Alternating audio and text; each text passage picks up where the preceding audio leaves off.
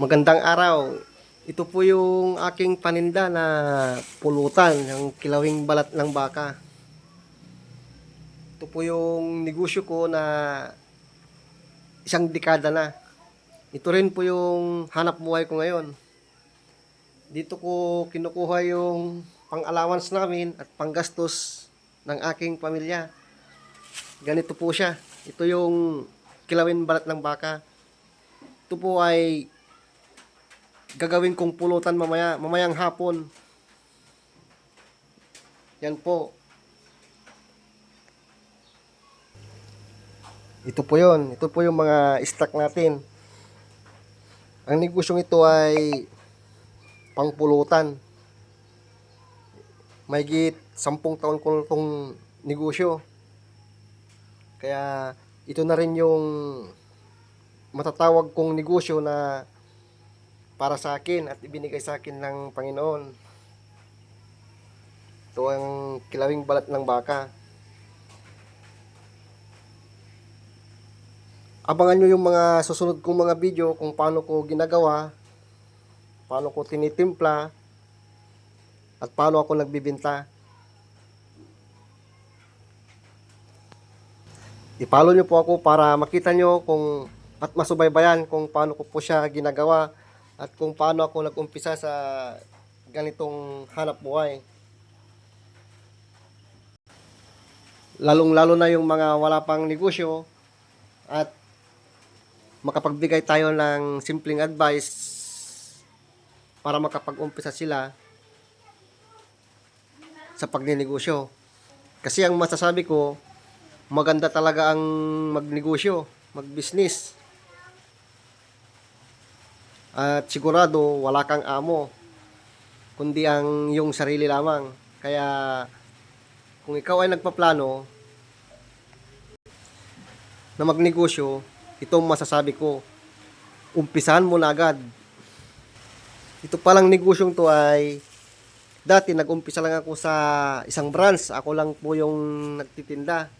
Pero ngayon po, umaabot na po siya sa mahigit 15 na branch na po.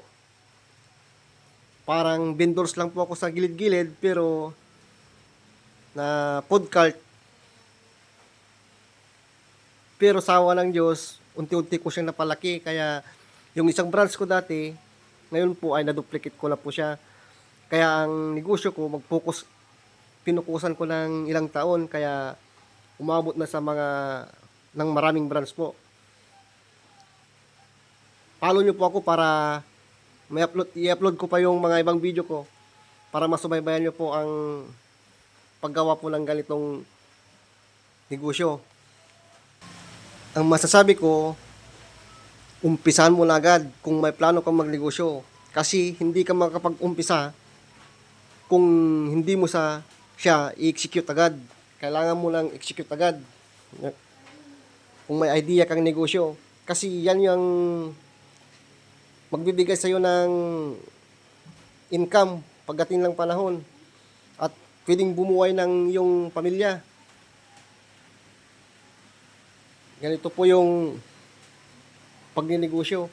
Hindi po pwede yung mahihain ka sa pagninegosyo. Kailangan mo tanggalin yan kasi talagang walang mangyayari sa iyo. Ipapakita ko rin dito sa sunod kong mga video yung magkano ang kinikita ng mga ganitong business ko mula umpisa hanggang ngayon. Dito lang po kayo matatagpuan sa Pangasinan. Kung nakikita nyo po yung pulutang malupit, kilawing balat ng baka, isa lang po ang may-ari niyan. Ako lang po yung may-ari niyan dito. Kaya sa mga nagpaplano na mag-business din, huwag ka lang magpatumpik-tumpik. Umpisahan mo na agad kasi yan ang pwedeng magpayaman sa'yo. Kaya dyan, pwede kang makaluwag-luwag dyan sa pagninegosyo pag natutukan mo lang.